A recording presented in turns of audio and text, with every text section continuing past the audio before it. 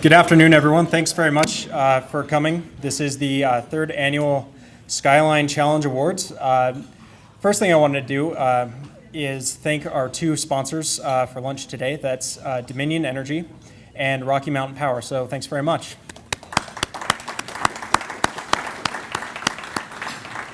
Second, I'd like to apologize for not being Ted Wilson. He's the one who's normally our DJ for the event every year, and he's always great. But I'm following through on a promise I made to him, which is that I wouldn't ask him to do this again. So consider my promise kept. So what I wanted to do is just give you a little bit of context about what has happened since the beginning of Project Skyline and what we've accomplished in the last couple of years. So first, just for a bit of context. The buildings that form our skyline often define our cities. You think of the Empire State Building or the Space Needle in Seattle, and they're symbolic. These are entirely human-made environments, and they represent economic activity, cultural identity, and the scale of our society. Much of the growth and vibrancy we've seen recently in Salt Lake City's downtown core is marked by the rising of housing and office spaces at a rate that sometimes is a little bit hard to keep up with. So much like a lot of the astounding things that we've created in our modern society, a key ingredient is energy. To be constructed and especially to be maintained, it takes a lot of energy to maintain a building. And so in our big commercial buildings, they're like any other structure. They're dynamic and they need to be kept in good shape. Anybody who owns a home is very well aware of the real phenomenon of entropy. In the case of big commercial buildings, it might not be the steel or the concrete that needs attention as much as the massive energy systems that keep a building comfortable and meet our plug load demands. Being that energy is central, it's a central sustainability issue, it makes sense that buildings have been a hot topic in the realm of sustainability for some time. So according to the Energy Information Administration, there are 6 million commercial and industrial facilities in the United States whose combined energy consumption totals $400 billion annually. So what that means is minimizing energy use in the building sector by even a fraction represents a significant economic and environmental opportunity. Well, so to that point, according to the EPA, the average commercial building wastes 30% of its total energy consumption. So even an achievable 10% reduction in energy consumption through more efficient use would mean $40 billion saved in the United States building sector. But here's where we'd also like to highlight kind of an important distinction, and it centers around the notion of reducing energy use. When Project Skyline began, I found myself often describing the initiative as an effort for buildings to reduce their energy use, to use less energy. And technically that's true, but it's a little bit misleading. Because in actuality, what we're trying to do is eliminate energy that was consumed but not used. Really what that EPA statistic is telling us is that if your energy bill is $10, only $7 was actually needed to run your building as it was designed. The other $3 is literally being tossed out the window. So undertaking a serious initiative to drive energy efficiency in our building stock made a lot of sense for the Department of Sustainability. There are major economic and sustainability opportunities residing in this sector. So let's talk about what we accomplished so far. What emerged pretty quickly once we launched the initiative were a group of leaders that already had quite a bit of expertise. And they were crucial for the program's initial success. We were able to create case studies with companies like CBRE, host workshops with speakers from BOMA, Utah, and direct participants expeditiously to the utility incentives that fund energy efficiency projects. In these last 2 years, efforts have started to add up, both in terms of energy that our participants are continuing to save, but also in bringing energy efficiency in buildings into a mainstream topic. And this is accomplished not just through our efforts with Project Skyline and with our regular convenings, workshops, and communications, but with our partnering organizations and their ability to motivate action in their members. That's Utah Clean Energy, BOMA Utah, U.S. Green Building Council Utah, Dominion Energy, Rocky Mountain Power, and new this year, the Salt Lake Chamber. So a lot of you here joined us last year, and we're going to pick up where we left off. What happened with Project Skyline is in February we announced a new partner, as I said, the Salt Lake Chamber. And this presented a real avenue for us to reach an even broader aspect of the business community. It's an opportunity to include participation beyond managers and energy industry experts, but this includes tenants, and I'll actually get back to that a little bit later. But one thing we had to address in order to include the Salt Lake Chamber was that all their members could participate, not just Salt Lake City organizations like we've had in the past. Well, this just happened to be perfectly aligned with one of the missions that Mayor Biskupski gave to our newly formed Department of Sustainability, that Salt Lake City, as a capital city, should take a leadership role in the state of Utah and bringing all of its communities along with us in our sustainability mission. Which leads to the second development, that the organizations across the state of Utah are now invited to take part and be recognized in the Skyline Challenge. And this has been a real win for us this year. We've seen a lot more participation, and we think it's been a great opportunity to see really how much talent there is in terms of energy efficiency out there in the state of Utah. Then in March, Cameron Scott, who's our city commissioning agent, he was happy to host us and our participants to the public safety building to demonstrate how much energy and money was saved in the recommissioning of our public safety building. That in the first year was $67,000 in just 1 year, and that's going to continue onward. And then in April, we had a particularly exciting presentation hosted at the new 111 South Main Street, where we were engaged in a discussion on the various impacts of energy efficiency when incorporated into core company policy. So thanks to Cindy Kwan, who's a Goldman Sachs Global Head of Sustainability, who traveled all the way from New York to talk to our group in April. Meanwhile, our participants on their own, that's where a lot of this energy efficiency work really hits the road, and they did continue to do fantastic work. Newmark Grubb Acres, who was a two-time winner of the Skyline Challenge in the past, they completed an LED lighting retrofit in projects both in their Edgewater and Windcrest buildings. 170 South Main Street, who last year was our industry leader and award winner, continued their incredible efficiency regimen, which includes a daily walkthrough of the building to check on their energy systems, which is pretty impressive. Intermountain Healthcare, who is our community leadership winner from last year, has not let their leadership slip by even an inch. With their ongoing benchmarking of their dozens of facilities and their continued work on automation systems for the LDS hospital and lighting retrofits in that hospital as well. And of course, the energy work we're seeing in Salt Lake City doesn't end with energy efficiency.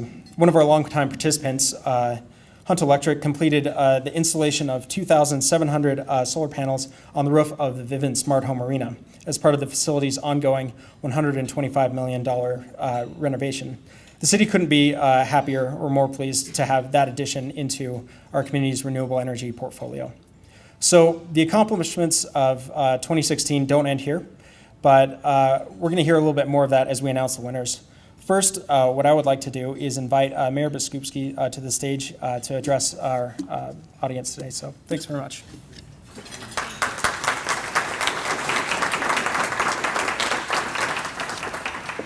Well, you're going to have to work on your stories and storytelling about things that happen along the way as you're doing the work you do, because that's the one thing Ted was always very good at, was bringing the stories to the forefront, and very fun. Thank you for being here and helping with this today. And I want to say thank you to all of you for joining us, and again echo the gratitude to Rocky Mountain Power and Dominion Energy for helping us with this event today. The partnership just continues to grow, and we continue to move in the right direction with our partners, and I am very grateful for that. I would also like to echo the thanks to our Project Skyline partners, BOMA Utah, USGBC Utah, Utah Clean Energy, and our newest partner, the Salt Lake Chamber. So to all of you, it's very important to understand what a productive year of energy efficiency we have had here in Salt Lake City because of you. And I am very grateful for that. The Skyline Challenge Awards is always a high point in the year for the city and our Department of Sustainability, as it gives us an occasion to reflect on all of the outstanding sustainability work that's being done by the organizations and businesses that make our community truly great. It's an opportunity for us to look back at the previous year and to point to the progress that has been made. New buildings that were benchmarked, money that was saved, and Energy Star scores that moved up.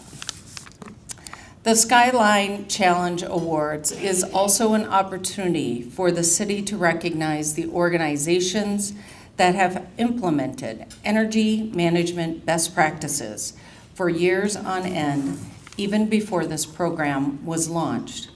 Regardless of whether you are new to good energy management or you're an old pro, you fall under the same category of leadership. Leadership is a word you will hear me come back to several times today, and I'd like to offer you some context as to why. If you take time to observe some of the driving factors and values businesses today have encompassed, you might notice that concept of sustainability appears much more frequently than it did in the past. Many of our city's small and medium-sized businesses, including those that are part of our E2 program, actively promote sustainable business practices throughout the community. The same is true of our city's largest businesses as well. As a matter of fact, some of our newest arrivals that we're pleased to welcome to Salt Lake City, UPS and Amazon, both feature robust sustainability commitments within their respective mission statements. As you look through a variety of these sustainability pledges, you'll notice that more often than not, energy best practices play a central role in these sustainability policies. These efforts say much more about the business than simply how many kilowatts they saved. When a business demonstrates that it has minimized energy waste, it communicates its responsibility for good environmental stewardship, and it takes nothing for granted in recognizing the value of the resources it uses. When an organization shows that a recommissioning project has resulted in thousands of dollars saved on an annual basis, it communicates its sound fiscal decision-making and its capacity for long-term investment level thinking. A business that can point to an employee engagement effort that resulted in a significant Energy Star score improvement communicates its organizational health and the commitment of a capable team.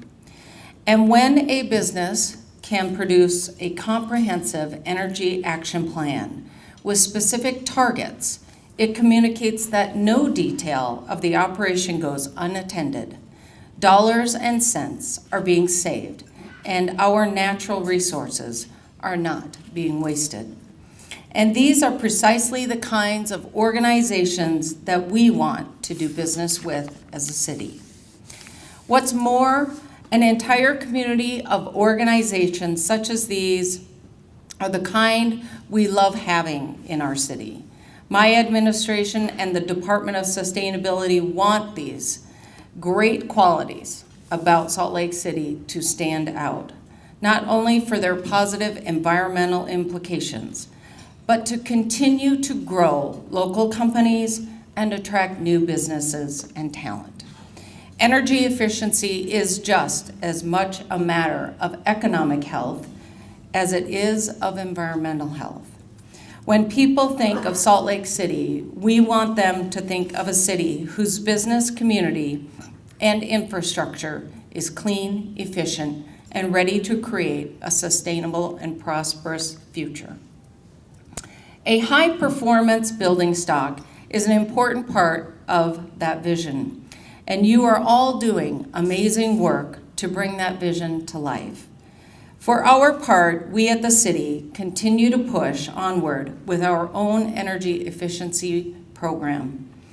For instance, our recent recommissioning of the public safety building saved the city $67,000 just in 2016, and will continue to do so in the future. Many of you have heard of our ambitious carbon reduction commitments, and this wouldn't be possible without first prioritizing and achieving these types of energy savings. We also have a continuing partnership with the U.S. Department of Energy's Better Buildings program. We are a ranking city on the American Council for an Energy Efficient Economy National Scorecard. And of course, we will continue our ongoing effort to host a central hub for all things energy efficient related, like Project Skyline. But in doing so, we continue to rely on the leadership and expertise that participating organizations such as yours bring to the program. And you, all of you, are doing an incredible job, which is why we organize this event each year, to elevate public awareness of the outstanding efforts that are taking place to boost energy performance in Salt Lake City. Today, it's once again my honor to put that spotlight on our Project Skyline participants and our Skyline Challenge winners, who continue to exemplify the savvy and prowess of our community. You'll note the great variety among this year's winners. Some are small businesses, some are tenants, some manage older buildings, and some are relatively new to energy benchmarking. But as I said at the beginning of this address, all of you are demonstrating leadership. Before we announce the winners of this year's challenge, let me offer my own thanks to you. It's organizations such as yours which lend our city and state its outstanding reputation as a place to do business, a place to thrive, a community which cares about its environment. I am truly grateful for your partnership and leadership in this area.